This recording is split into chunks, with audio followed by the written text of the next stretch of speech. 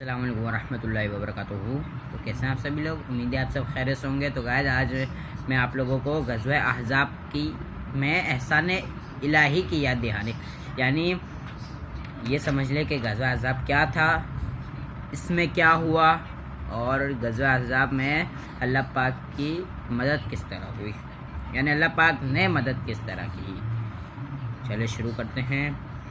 وقت نزول یعنی یہ جب نازل ہوئی یہ آیت، اوپر میں بھی آپ کو بیان نہیں کر سکتا، ترجمہ بیان کر دیتا ہوں. اے ایمان والو، اللہ کا احسان اپنے اوپر یاد کرو. جب تم پر کچھ لشکر آئے تو ہم نے ان پر آندھی اور وہ لشکر بھیجا جو تمہیں نظر نہ آئے، اور اللہ تمہارے کاموں کو دیکھ رہا ہے. اس کا مطلب ہے کہ وہ لشکر بھیجے جو تمہیں نظر نہ آئے، یعنی فرشتوں کا لشکر. آگے آ رہا ہے فرشتوں کا لشکر بھیجا. میرا بھائی سو رہا ہے، صبح اس کا پیپر ہے نا، تو تھوڑا پیچھے کی نوائسز کو برداشت کر لی، یعنی اگنور کرنا. اللہ پاک کا احسان اپنے اوپر یاد کرو، یعنی اللہ پاک نے ہمارے اوپر کتنے زیادہ احسانات کرے. اللہ پاک نے ہمارے اوپر کتنے احسانات کرے. اور تم پر کچھ لشکر آئے، یعنی کافروں کے لشکر آئے، اور ان پر آندھی بھیجی، اور اللہ پاک تمہارے کاموں کو دیکھ رہا ہے. یعنی بے شک اللہ پاک ہمارے ایک ایک اعمال سے واقف ہے. وقت نزول، یہ میں نے آپ کو پہلے بھی بتایا کہ وقت نزول سے مراد ہے کہ جب یہ آیت نازل ہوئی. یہاں سے جنگ احزاب کے احوال بیان کیے جا رہے ہیں، جسے غزوہ خندق بھی کہتے ہیں. غزوہ احزاب کو غزوہ خندق، جس میں غزوہ جنگ کو کہتے ہیں میرے خیال سے، ہاں جنگ کو کہتے ہیں نا.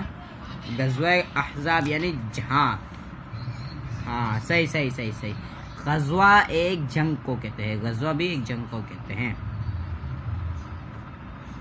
اور اس کے دو نام ہیں، غزوہ احزاب اور غزوہ خندق.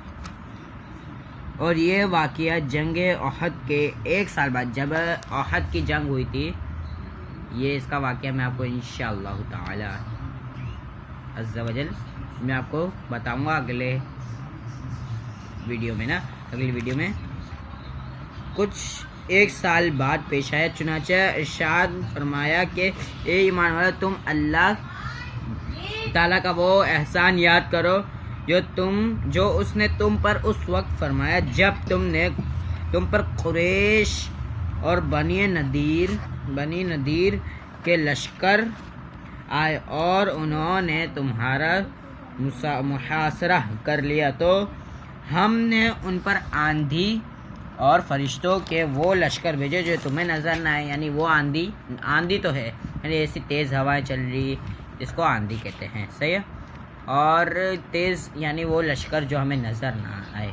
ایک سیکنڈ گائز، سوری گائز، ہاں بس وہ لشکر بھیجے جو ہمیں نظر نہ آئے، یعنی فرشتوں کے لشکر، فرشتوں کا پورا لشکر بھیجا. اب یہاں پہ آگے آ رہا ہے. تو غزوہ احزاب کا مختصر بیان. یہ غزوہ کب شروع ہوا؟ آپ لوگوں کو پتہ ہو تو پلیز میرے کو کمنٹ میں بتائیے گا. یہ غزوہ سن 4 یا 5 ہجری شوال کے مہینے میں پیش آیا. شوال کا مہینہ جو رمضان المبارک کے بعد والا مہینہ شوال کہلاتا ہے، اس میں پیش آیا. اس کا جو سبب ہے، یعنی اس کا وہ یہ کہہ لیں کہ اس کا سبب، ہاں یہی بول رہے ہو، سبب یہ ہوا کہ جب بنی نذیر کو کہ یہودیوں کو جلا وطن یعنی اپنے وطن سے باہر کر دیا، تو ان کے سربراہ مکہ مکرمہ میں قریش، یعنی جو ہمارے پیارے نبی صلی اللہ علیہ وسلم کا گھرانہ تھا، خاندان تھا، وہاں پہ پہنچے نا. وہاں پہنچ کے معاذ اللہ انہیں سرکار دو عالم صلی اللہ تعالی علیہ وسلم کے ساتھ جنگ کرنے کی ترغیب دلائی. توبہ استغفر اللہ. اور وعدہ کیا کہ ہم تمہارا ساتھ دیں گے یہاں تک کہ مسلمان نیست و نابود، یعنی مسلمان ختم ہو جائیں گے. ابو سفیان نے اس تحریک کی بہت قدر کی کہ وہ کہنے لگے کہ ہمیں دنیا میں وہ سب سے زیادہ پسند ہے، محبت یعنی پیارا ہے، جو ہمارے پیارے نبی صلی اللہ علیہ وسلم سے کیا کریں، دشمنی کرے معاذ اللہ. ابو سفیان کیا تھے؟ ابو سفیان ایک بہت ہی پہلے تھے نا، یعنی وہ پہلے یہ کافر تھے. آگے کا میرے کو نہیں پتا کہ ان کا کیا ہے. اور دشمنی میں ہمارا ساتھ دے. پھر قریش نے ان یہودیوں سے کہا کہ تم، جو قریش تھے یعنی ہمارے پیارے نبی صلی اللہ علیہ وسلم سے کے خاندان سے تھے، انہوں نے کہا پھر قریش نے ان یہودیوں سے کہا جب وہ بنی نذیر یہودیوں کے پاس پہنچا، یہودیوں کو جلا وطن کیا گیا، اور وہ ان کے سربراہ جو قریش کے پاس پہنچے انہیں حضور صلی اللہ علیہ وسلم سے جنگ کرنے کی ترغیب دلائی تو وہ ان کے ساتھ ہو گئے معذرت. صحیح. تو پھر وہ قریش نے ان یہودیوں سے کہا کہ تم پہلی کتاب والے بتاؤ کہ ہم حق پر ہیں. تو یہودیوں نے کہا کہ ہاں تم حق پر ہو. اس پر کفار قریش اتنے خوش ہوئے. اور اس واقعے سے متعلق سورہ نساء کی آیت نمبر 51 الم تر الی الذین اوتوا نصیبا من الکتاب یؤمنون بالجبت والطاغوت نازل ہوئی. پھر وہ یہودی دیگر قبائل یعنی دوسرے قبائل غطفان وغیرہ میں گئے، وہاں بھی یہی تحریک چلائی، تو وہ سب ان کے موافق ہو گئے. اس طرح ان یہودیوں کے جا بجا پورا عرب کے قبیلے کو مسلمان کے خلاف کر دیا. جبھی تو آج یہودی، شیعہ، اہل حدیث یہ سب مسلمانوں کے خلاف ہے. یہاں تک کہ ابھی تو جس طرح فلسطین میں چل رہا ہے یہ بھی مسلمان ہے یہ بھی. اور اسرائیل والے کون ہیں؟ یہودی ہے. تو خندق کی کھدائی کس طرح ہوئی، یعنی کس نے شروع کری؟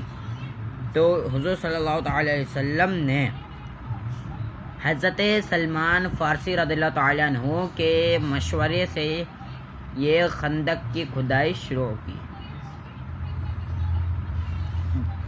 اور جب یہ محاصرہ ہوا یعنی یہ واقعہ پیش آیا تو اس کے 15 یا 24 یہ دونوں میں سے کوئی ہوگا، 15 یا 24 نا، 15 یا 24 دن گزرے تو مسلمانوں پر خوف غالب ہوا. کس چیز کا؟ کہ بہت گھبرائے ہوئے تھے کہ ہم یعنی کیا ہوگا ہمارے ساتھ، گھبرائے ہوئے تھے نا. کہ اللہ تعالیٰ نے گھبرائے ہوئے اور پریشان ہوئے تو اللہ عز و جل نے ان کی مدد فرمائی اور کافروں پر تیز ہوا بھیجی. انتہائی سرد اور اندھیری رات میں اس ہوا نے کافروں کے خیمے، جو ان لوگوں نے خیمے بنائے ہوئے تھے، اپنے گھر بنائے ہوئے تھے، وہ سب گرا دیے. اور آدمی جو ہے نا، آدمی ہوتے ہیں وہ گرنے لگے. اور اللہ تعالیٰ نے فرشتے بھیج کر، جو پیچھے آپ کو بولا نا کہ ایسا لشکر بھیجا جو ہمیں نظر نہ آئے، یہ وہی ہے کہ فرشتے بھیجے جنہوں نے کفار کو لرزا دیا اور ان کے دلوں میں وحشت ڈالی، مگر اس جنگ میں فرشتوں نے جنگ نہیں کی. تو رسول کریم صلی اللہ تعالی وسلم نے حضرت سیدنا حذیفہ بن یمان رضی اللہ تعالی عنہ کو خبر لینے بھیجا کہ کیا ہو رہا ہے وہاں پہ، کہ ذرا دیکھیں. تو اس وقت انتہائی سخت سردی تھی، انتہائی سرد ماحول تھا نا، سردی تھی. اور یہ ہتھیار لگا کر روانہ ہوئے. کون؟ حضرت سیدنا حذیفہ بن یمان رضی اللہ تعالی عنہ ہتھیار لگا کر روانہ ہوئے. تو حضور پرنور صلی اللہ تعالی وسلم نے روانہ ہوتے وقت ان کے چہرے اور بدن پہ اپنا لعاب دہن یعنی دستے مبارک، یہ ہوتا ہے دست، یہ ہم کہتے ہیں ہاں دستے مبارک پھیرا، پورے جسم پہ ایسے کر کے پھیرا، جس کی برکت سے ان پر سردی غالب نہیں ہوئی، یعنی ان پر سردی کا